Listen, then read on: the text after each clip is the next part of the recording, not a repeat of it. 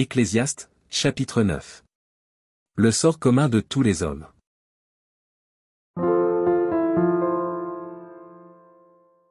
Oui, j'ai appliqué mon cœur à tout cela, j'ai fait de tout cela l'objet de mon examen, et j'ai vu que les justes et les sages, et leurs travaux, sont dans la main de Dieu, et l'amour aussi bien que la haine, les hommes ne savent rien, tout est devant eux.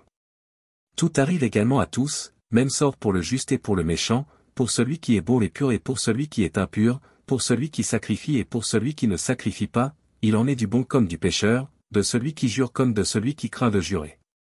Ceci est un mal parmi tout ce qui se fait sous le soleil, c'est qu'il y a pour tous un même sort, aussi le cœur des fils de l'homme est-il plein de méchanceté, et la folie est dans leur cœur pendant leur vie, après quoi, ils vont chez les morts. Car, qui est excepté? Pour tous ceux qui vivent il y a de l'espérance, et même un chien vivant vaut mieux qu'un lion mort.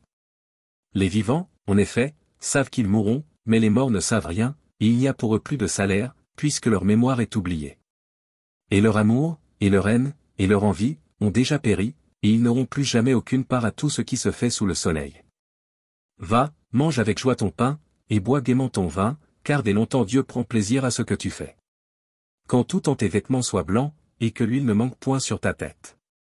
Jouis de la vie avec la femme que tu aimes, pendant tous les jours de ta vie de vanité, que Dieu t'a donné sous le soleil, pendant tous les jours de ta vanité, car c'est ta part dans la vie, au milieu de ton travail que tu fais sous le soleil. Tout ce que ta main trouve à faire avec ta force, fais-le, car il n'y a ni œuvre, ni pensée, ni science, ni sagesse, dans le séjour des morts, où tu vas. J'ai encore vu sous le soleil que la course n'est point aux agiles ni la guerre aux vaillants, ni le pain aux sages, ni la richesse aux intelligents, ni la faveur aux savants, car tout dépend pour eux du temps et des circonstances.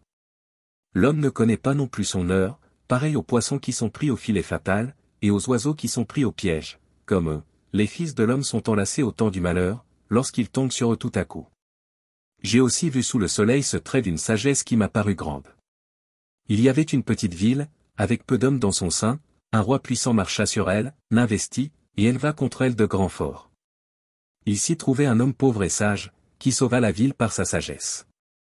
Et personne ne s'est souvenu de cet homme pauvre. Et j'ai dit, la sagesse vaut mieux que la force.